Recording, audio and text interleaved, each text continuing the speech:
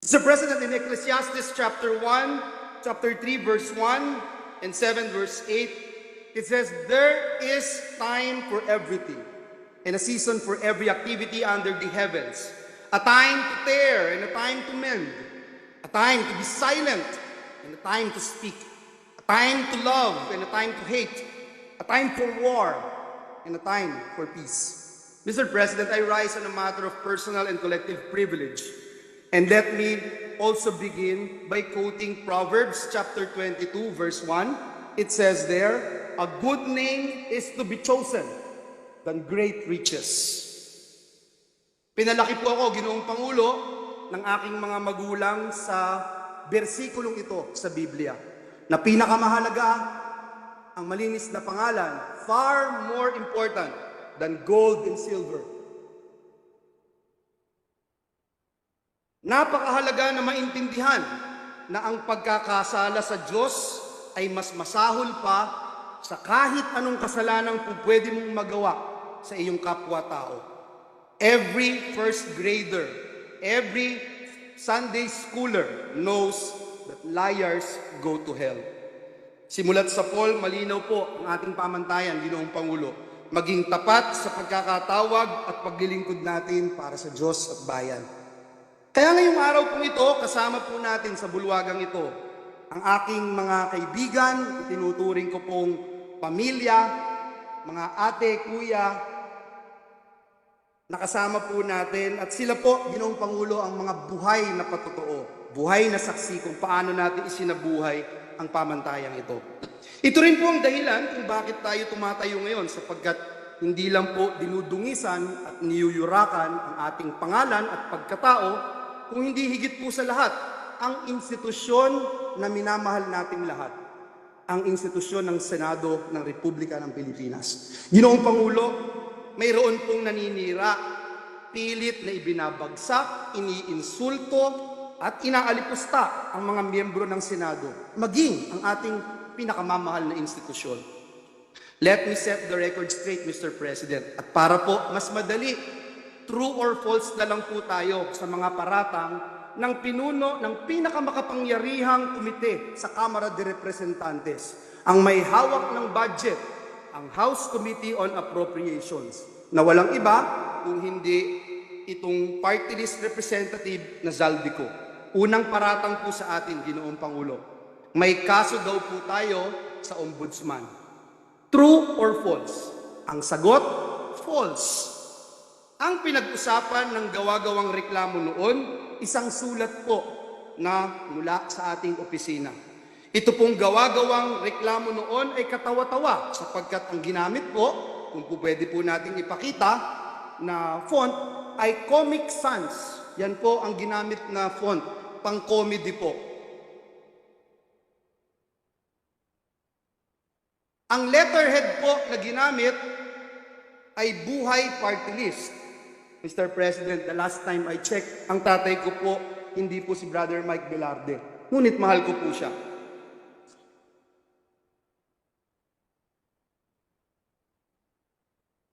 Mismong NBI din po ay nag-certify. Forge, peke, ang pirma ni Joel Villanueva. Sana po maipakita natin sa screen yung pong mga binanggit ng representasyon na ito. And we are willing to wait kung hindi pa po ready, Mr. President. Yes, if there are technical difficulties, maybe we can suspend. Sapagkat ayaw po natin ng walang resibo at ayaw natin ng walang ebidensya. Session suspended for 1 minute. Comic Sans na ginamit. Ultimo po, si King of Comedy, Dolphy, hindi po ginagamit yung ganyang font. At higit sa lahat, sana po makita natin yung dun sa taas, representative daw po ako ng Buhay Party List, Mr. President. Mr. President, ito po ay katibayan na noong mga panahon na yon, 2016 pa po ito, Mr. President, bago ho ako maluklok bilang senador ng Republika ng Pilipinas. Pine-persecute na po tayo, pinararatangan, pero tapos na po ang laban. Noon pa po, na-dismiss na po ang ibinasurang lahat ang gawa-gawang reklamo na ito sa atin. Dinismiss na po ito. Pwede bang pakita natin yung dinismiss na po?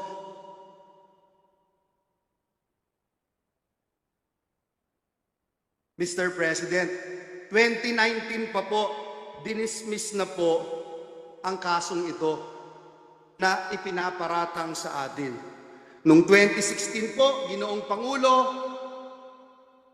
ayan po yung pag-dismiss, Mr. President, ng reklamo. Hindi nga po nakarating sa korte, Ginoong Pangulo, na-dismiss na po sa probable cause pa lamang. Mr. President, noong 2016, ginamit po ito, ngunit hindi nagtagumpay. Nakakuha po tayo ng 18,459,222 votes. Noong pong 2022 elections, 18 million na naman ang nakuha po natin at talagang hindi rin po pinaniwalaan ng taong bayan. Ang mga paratang na ito na ngayon po ay inuulit ng makapangyarihang chairperson ng Committee on Appropriations. Mr. President, is the Pope Catholic? Nag-research po ba at nag-aral ang nag-aakusang ito sa atin? Ngayon po, kakalkalin ngayon ang kanyang mga kaso. Nakakalungkot po dahil kaibigan naman po natin siya. Pero dahil po pumasok siya sa away na hindi niya away, kailangan niyang magbabanggit ng mga personal attacks, kakalkalin po itong mga atraso niya sa bayan. Ito pong kumpanya niyang SunWest Corporation. True or false? Ito po ba ang isa sa pinakamalaking government contractor sa bansa? Sagot, true. True or false?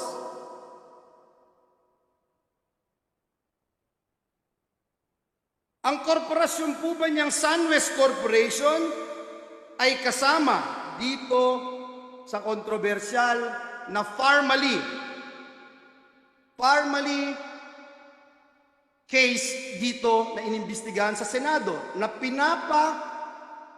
kasuhan ng Senado? The answer is true.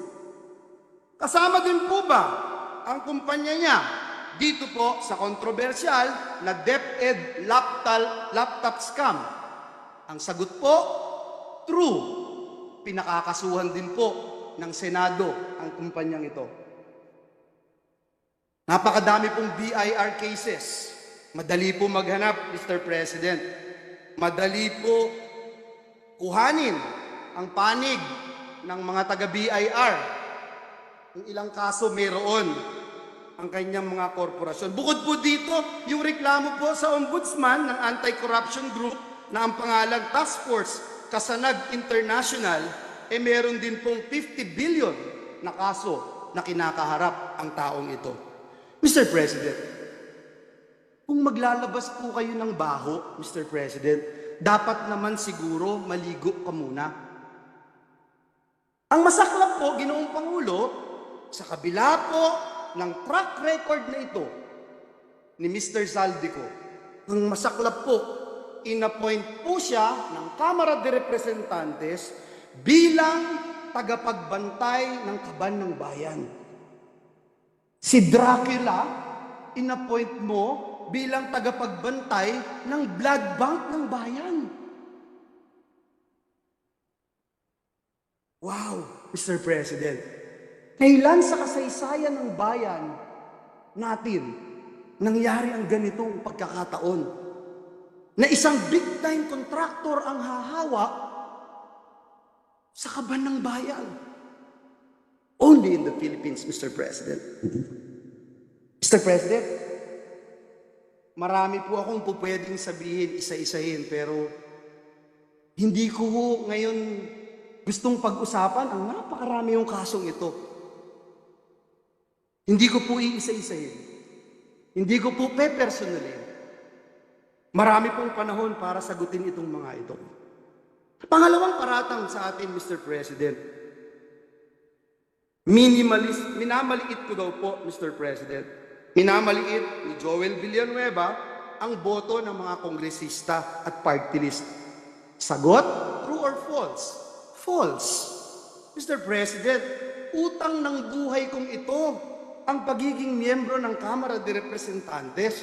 Paulit-ulit ko pong sinabi sa bulwagang ito, hindi ko mararating ang anumang tagumpay na narating ko sa buhay ko kung hindi po ako naging miyembro ng Kamara de Representantes. Marami po akong namimiss, Mr. President, na miyembro ng Kamara. Mahal na mahal natin. Si Representative Diggs Dilangalen, si Representative Raul Belmar, si Representative Roy Logoles, Tito Kaloy Padilla. Ang sarap pakinggan, Mr. President. Sa mga party list representative, sila ka Eta Rosales, sila ka Saturo Campo, sila ka Crispin Beltran. Mr. President, naging bahagi sila ng aking buhay. Mamaliitin ko ba ang 3,872 votes na maging kongresista ng Batanes? Bakit ko po mamaliitin? Lagi ko nga po sinasabi, dapat pakinggan ang bawat representative ng Pilipinas. Doon po sa interpellation namin, nandito po si Senator Bato, madali po niya ikukumpirma. Ano ba yung pinag-uusapan namin about votes? Ang topic po namin ay disenfranchisement. Ang binanggit po namin ay kung tayo po ay iluluklok ng taong bayan bilang senador, tayo po ay iluluklok ng taong bayan bilang party list representative o bilang district representative, may different roles po tayo. Ang disenfranchisement mangyayari kung bubuwagin ng Senado, kakapunin ng Senado, tinatanggalan natin ang karapatan yung mga nagluklok sa bawat miyembro ng Senado na naririto po ngayon. Mr. President, kailanman hindi natin kayang maliitin ang bawat miyembro ng Kamara de Representantes. Higit sa lahat, Mr. President, miyembro po ng Kamara at party list ang tatay ko na mas mahal ko pa kaysa sa buhay ko, Mr. President. And let the records bear that statement of this representation. Paano ko po mamaliitin ang Kamara? Ang tunay na issue, Mr. President, ay ito pong Peking People's Initiative. Dito po tayo mag-focus. Madali ho maghalit para sa akin.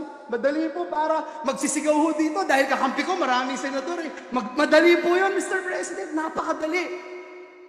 Banggitin isa-isa itong kaso na ito. Ilang bilyon dito, ilang bilyon doon. Madali po sabihin, pero hindi po yun ang focus. Ang focus po natin, Mr. President, at hindi tayo dapat maging personal, ay banggitin natin itong bigger issue. This issue which is bigger than myself, which is bigger than you and me, which is bigger than this institution, Mr. President, and this is the soul of our nation, our Constitution, Mr. President. Imagine, Mr. President, true or false, Mr. President? Gusto ba ng taong bayan itong mabahong PI o Peking People's Initiative, Politicians Initiative na ito? Eh yung OCTA po, sabi 1% lang ang naniniwala na may halaga itong tsa-tsa. Noong January 31, ang CBCP nagbigay po ng pahayag na sabi po nila, hindi tayo basta lalagda o papayag sa kahit anong petisyon sa COMELEC. Ayan po ang sinabi ng CBCP. Can we show the CBCP resolution, Your Honors? Ayan po. Noong pong isang linggo, February 11, ang Philippines for Jesus Movement ay naglabas po ng isang manifesto laban sa Peking People's Initiative. Mr. President, maliwanag po sa sikat ng araw. Hindi ito ang prioridad ng taong bayan. Lalo na maraming Pilipino ang nagugutom at nahihirapan. Hindi na po nakakayanan ng ating mga kababayan yung presyo, taas ng presyo ng bigas, sardinas, kape, gatas, instant noodles, maging asin, at iba pa.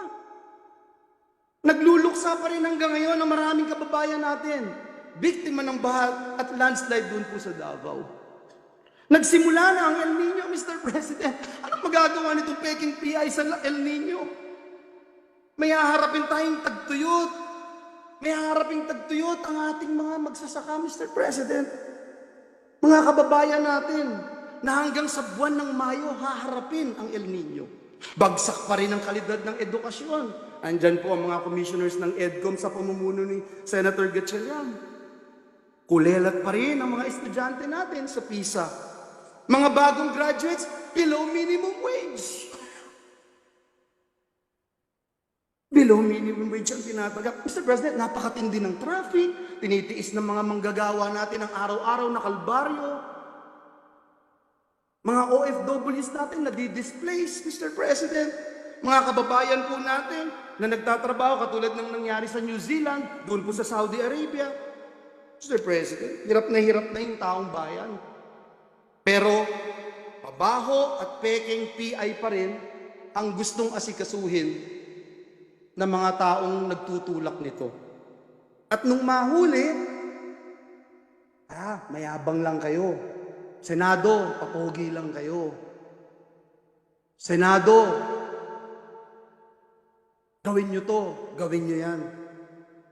Mr. President, ano ba talagang layunin ng mga taong nagsusulong ng peking PI? Tanggalin ang Senado sa napakahalaga at napakasagradong proseso ng pag-amyenda o pagrebisa ng ating Constitution. Is this true or false? True, Mr. President, ang sagot. Iyan po ang nakalagay sa pinapipirmahan nila. Mr. President, may nanununog ng bahay natin, nahuli natin, may dalang sulo, sinusunog ang ating mga poste ng bahay natin, at nung mahuli natin sila, sa halip na magpakumbaba, sa halip na aminin na sila'y nagkamali, sila pa po ang galit, Mr. President. Sila pa po yung nambubuli. Nung mahuli po natin, ayaw pa rin po umamin sa kanilang kasalanan. Sa halip po, minumura tayo, tinitira tayo ng below the belt, kesyo pangit tayo, mayabang tayo, etc. Sila pa ang galit at sabi pa sa atin, hoy, pagluto mo pa ako. Hoy, next week, ipasa mo to. Mr. President, hindi ho punching bag ang Senado.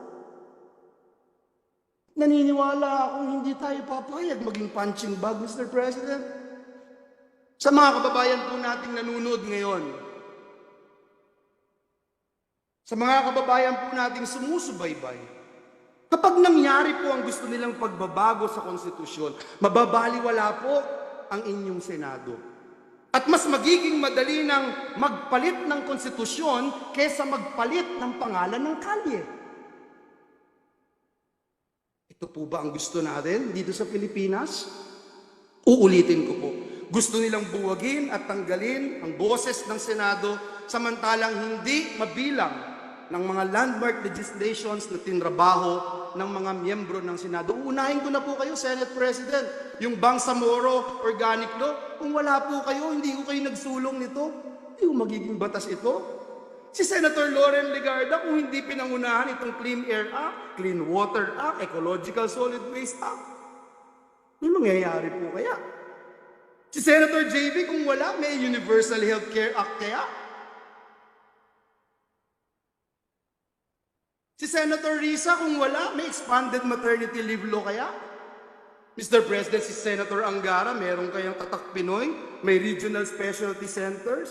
Si Senator Binay, meron kayang Expanded NIPAS Act, Anti-Child Sexual Abuse or Exploitation Materials Act. Si Senator Alan Cayetano, meron kayang Good Manners and the Values Education Act. Meron kayang Bayanihan to Heal as One Act. Meron kayang Bayanihan to Recover as One Act na isinulong ni Senator Alan Cayetano. Si Senator Pia Cayetano, meron kayang Reproductive Health Act, may Cheaper Medicines Act. Meron kayang Syntax Reform Law, etc.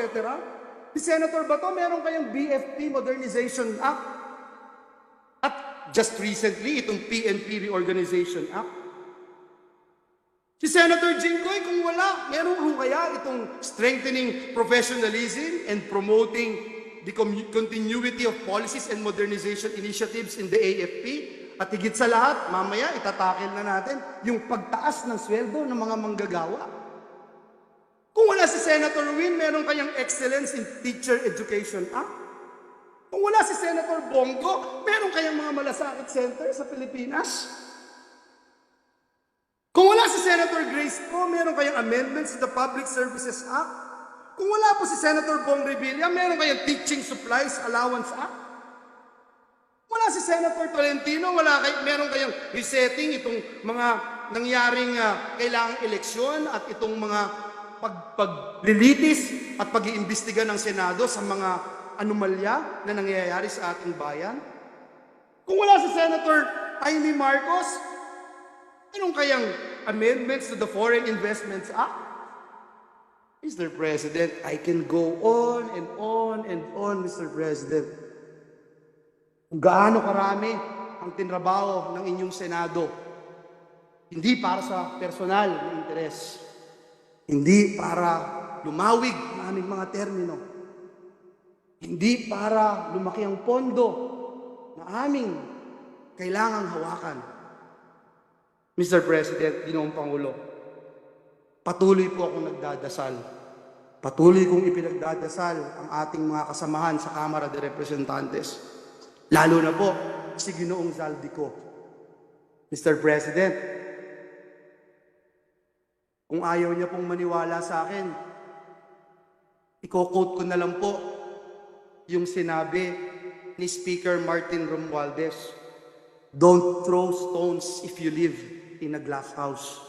Yan po ang sinabi ni Speaker. Sana po marinig po ng ating mga kasamahan. Pinapanalangin ko po na bigyan tayo nawa ng Panginoong Diyos ng lakas, talino, maging kakayahan para magpatawad, Ginoong Pangulo, at pagtuunan ng pansin higit sa lahat. Ano po ba ang tunay na kailangan ng bayan ngayon? At ipanalo natin ang taong bayan. Sa halip na pagtuunan natin ng pansin kung sinong mas magaling, kung sinong mas magandang lalaki o kung sino man ang mas mayabang. Hindi po ang mabaho at pekeng People's Politicians Initiative ang kailangan ni Juan de la Cruz. Sa tindi po ng kahirapan, sa tindi ng traffic, sa tindi ng gutom, hindi po PI ang kailangan. Ang kailangan po, Mr. President, ni Juan de la Cruz ay pambili ng gamot. Kailangan po niya ng pagkain sa hapagkainan nila. Ang kailangan po niya ay dekalidad na edukasyon. Ang kailangan po niya ay trabaho at magandang kita. Nawa, Ginoong Pangulo, matuldukan na ang mabaho at pekeng People's Initiative. Marami na pong nagawa ang inyong Senado, pero kulang pa. At alam ko po, bilang miyembro ng institusyong ito, na marami pa tayong magagawa para sa bayan. Kaya magtrabaho po tayo.